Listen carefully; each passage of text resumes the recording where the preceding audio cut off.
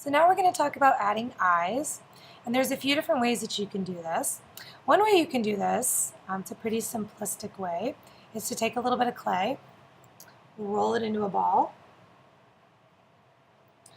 and of course, the bigger the size, the bigger your eye is going to be. Now because I want two eyes, I'm going to take this one ball of clay, and with my X-Acto knife, I am going to cut it in half. Okay. And now I have two eyes. And I have a nice flat side where I can easily attach, score and slip my eye onto my gargoyle. So what you could do, and I'll just kind of play around with the placement of these. Make sure this one's nice and smoothed out. Is you could have your eyes kind of in the middle. You could have them off to the side. You could have them somewhere in between. Okay, and that gives your eye obviously sort of a frog-like or a reptile kind of look. And if you want to make it look like it has a little bit more detail, take your pink tool and very carefully just poke a hole right in the center. And then if you want the pupil to look a little bigger, wiggle it around a little bit.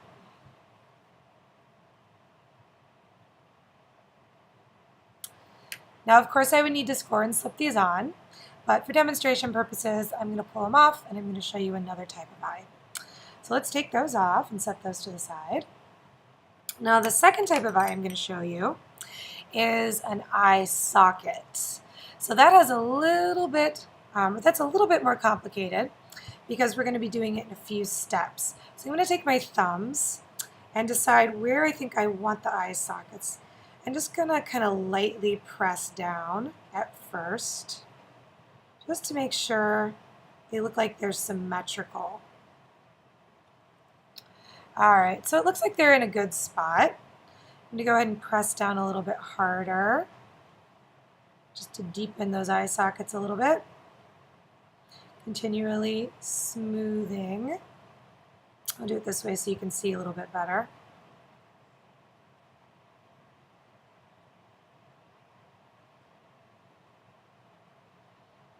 Make sure they're nice and even. All right. Now that I have my eye sockets, I'm going to actually go ahead and add the eyes in.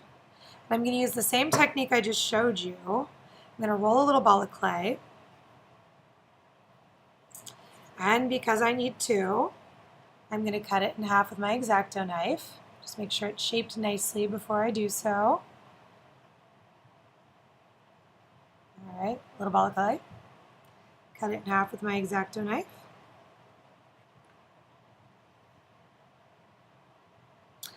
And then before I officially score and slip them in there, go ahead and place them and make sure I like the way they look. Now you do have to make sure you roll your ball of clay a little bit smaller than the eye socket so they'll actually sit down in the eye socket. I think those look good, so I'm going to go ahead and score and slip them in there using my pink tool.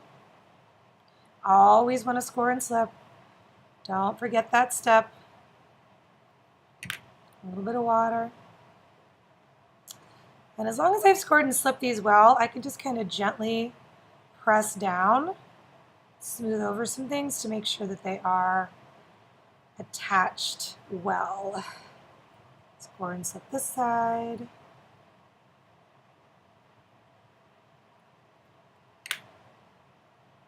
Okay, a little bit of water in there. And smooth over everything. Make sure it's attached securely.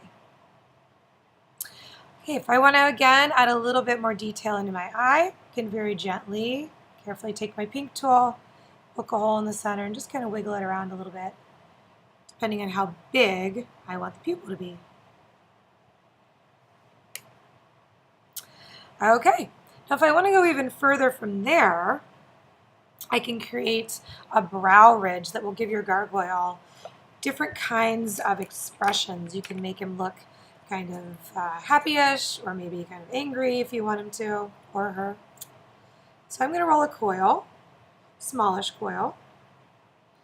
I'm getting a little bit of cracking, so I'm going to add just a small amount of water here. And then I need to go ahead and make sure I have about the right size. So I'm going to take my coil, just kind of wrap it around one eye, and then trim it. All right, so I could leave it like that, or if I wanted to, I could change it so that the gargoyle looks a little bit different. I could change it still, so it all kind of depends on how you angle it. I'm going to make him look a little bit more angry by angling it this way and arching it up a little bit. So what I'm going to do from here is go ahead and score and slip that on. And then we're going to blend just in the back of the coil so that it lays across the eye, but it looks like it's part of the head in the back. I'll have to do that carefully.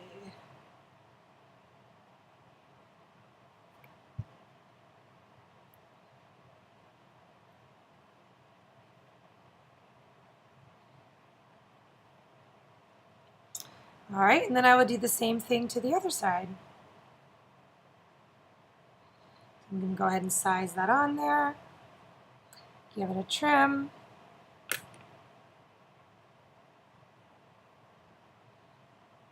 Okay, so you can see we have one that's finished and one that's not. And then I would do the same thing by scoring and slipping this one on and then blending it in the back so that it looks like it's all one piece. But again, you do not have to blend it in the front. You want it to just kind of overlap and lay on top of the eye. And that's all for now.